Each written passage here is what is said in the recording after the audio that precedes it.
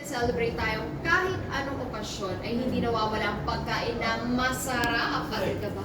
Naman.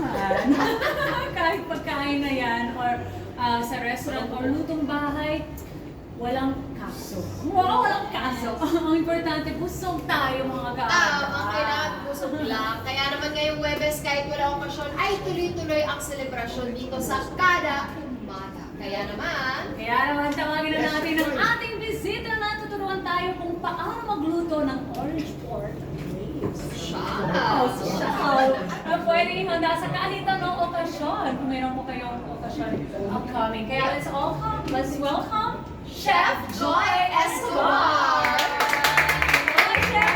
Good morning, Chef! Pati ka muna sa ating mga kada chef. Good morning! Sa Kada Umaga ay sa Kada Squad. Sa dalawang magandang kita na naman tayo. Yes, Chef! Ang liit ko na naman. Sa'yo na napakaganda. Chef, ang tanong, syempre may mga may catering services. Yes, Ano ba yung most requested food sa'yo? Ang laging in-order sa amin, yung lechon belly. Yes, sarap nun. And then yung chicken cake na sarili kong recipe. And syempre yung ating orange pork and chicken base. Yan ang mga laging na-order sa atin sa catering and sa mga food tray. Yan lang.